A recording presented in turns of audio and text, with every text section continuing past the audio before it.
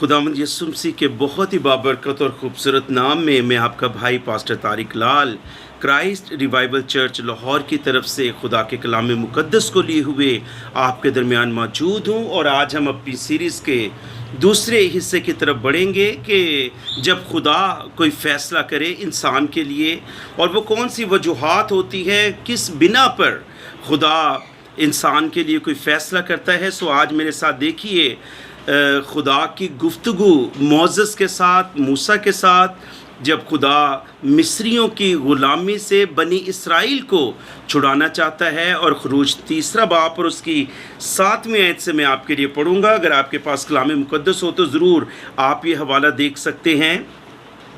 और खुदावंद ने कहा, मैंने अपने लोगों की तकलीफ़ जो मिस्र में है खूब देखी और उनकी फरियाद जो बेगार लेने वालों के सबब से है सुनी। मैं उनके दुखों को जानता हूँ। खुदा ये मूसा से बात करता है।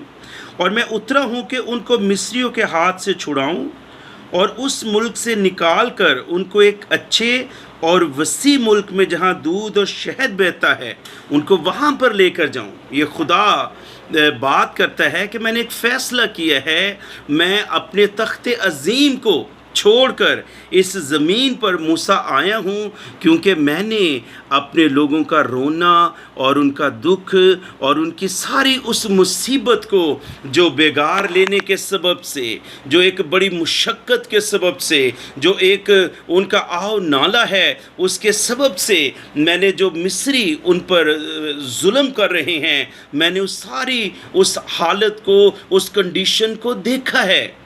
वो एक दुख के अंदर है। मैंने उनका रोना सुना है, मैंने उनके दुखों को देखा है, मैंने उनकी वो सारी कंडीशन पर जो उनकी ज़हनी कैफियत है मैंने उस पर नज़र की है। सो मेरे अज़ीज़ भाई, मेरी बहन, सुनिए, खुदा ने एक फ़ैसला किया।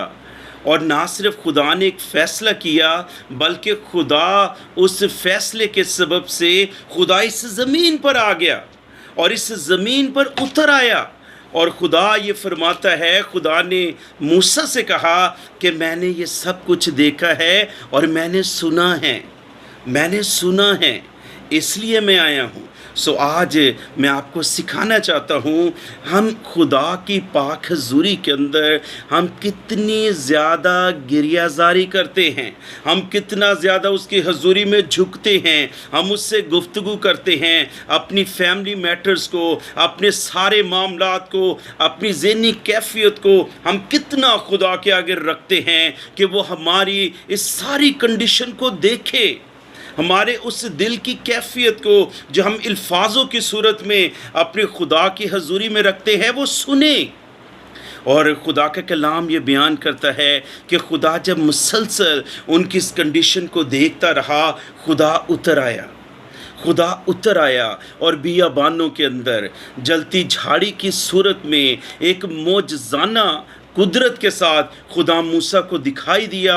और खुदा ने बताया कि मैं खुदाए कादर हूँ और मैं आया हूँ, मैंने एक फ़ैसला किया है कि मैं अब इनको इस ग़ुलामी की जगह से छुड़ाऊँगा और इनको मुल्क केनान के अंदर जहाँ पर दूध और शहद की नदियाँ बहती हैं, I will take them over there, मैं उनको वहाँ पर ले जाऊँगा। सो मेरी भाई, मेरी बहन, मेरे अज़ीज़ों, आज मैं आपको ये कलाम, ये नसीहत करना चाहता हूँ कलाम मुक़द्दस के अंदर से। अगर आप किसी डिप्रेशन के अंदर हैं, आप किसी प्रॉब्लम के अंदर हैं, तो मेरा और आपका खुदा ज़िंदा है, वो दुआओं को सुनता है, वो मोजज़ात करता है, वो उतर आता है।